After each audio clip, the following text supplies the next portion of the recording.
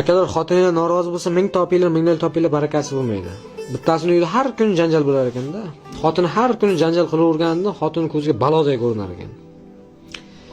Shu yo'lda kira qilib yurgan paytda bir yoshroq, kattaroq bir otaxonni mindiribdi.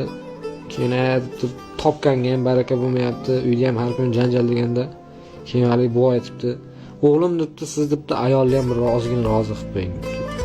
Dardini eshitib, nima bo'lganini tushunganda haligi otaxon aytibdiki, men debdi ayolim bilan turmush qurganimga 55 yil bo'ldi. Ana shu ayolimga har doim kirganimda bir narsa ko'tarib kiraman. Bitta gul ko'tarib kiraman, bitta bir narsa ko'tarib kiraman, ikkita non ko'tarib kiraman. Bolalarimga adilni bir narsa olsam, xotinimga adilni bir narsa olaman debdi. Hech qismda pulim bo'lmay qolsa, shu ko'chamizning boshida bir magazindan bitta shikolat olaman. Qog'ozli shikolat olaman-da, hali kiloli shikolatdan bittagina olaman-da. Xotinimga berishdan oldin deb o'pib, qo'liga beraman. Men xotinjon, senga olib keldim deyman debdi, qarang. 55 yil umr ko'rib qo'yganman. Xotinim qarib qolgan, kampir bo'lib qolgan.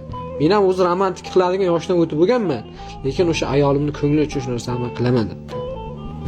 Haligi odam yag'ay deb ishonib ishonmasdan deydi, qilishni boshladim men ham deydi. Birinchi kun olib kirdim, gul ko'tarib kirdim. Ha, o'zicha romantik bo'lib qolibsizmi deydi.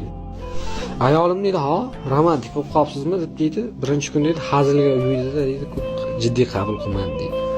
Ikkinchi kun ham gul olib kirdim, uchinchi kun boshqa narsa olib kirdim, aytib deydi, har kun xotinimga deydi sovg'a olib kiradigan bo'ldim deydi. Oradan ozroq vaqt o'tgandan keyin qarasam, bir xotin o'zgaryapti deydi. Dadasi yaxshimisiz deb qo'li ko'ksida kutib oladi deydi. Uyda janjal bo'lmaydigan bo'lib qoldi deydi. Hali ham o'sha pulni topaman, o'sha eski pulni topaman deydi. Lekin deydi, Alloh deydi topganimga baraka berishni boshladi deydi. Maoshim buzilmay qoldi. Ishga normal kayfiyat bilan chiqib ketaman, normal kayfiyat bilan kelaman deydi. Uyga borgim kelmasa, ko'zimga alvasida ko'rinardi xotinim. Endi deydi, bugun ham bir xotinimga bir narsa olib borsam, bir yangilik qilsam deb deydi, o'zim deydi, xursand bo'lib tezroq uyga borsam deyman deydi.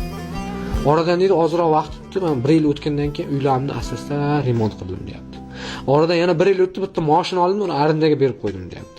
Yana oradan 1 yil o'tgandan keyin uylarimni bitmay qolgan, bir chalib bo'lib qolgan joylarini ham bitkizdirib yangi uy ko'tardim deyapti.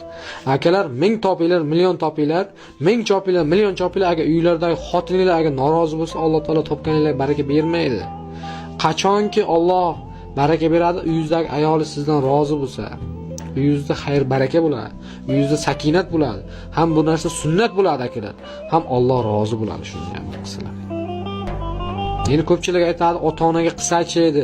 Ota-onaga qilish kerak, lekin ayolga ham qilish kerak. Mana shu narsani unutmaylik. Sog' bo'ling. Shuni telefon nomer bo'lsa, telefon qilib so'raqanman.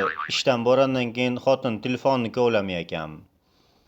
Telefonni kovlagandan keyin, "Ha, onajoningiz sizki" deb so'kmay ekanmi?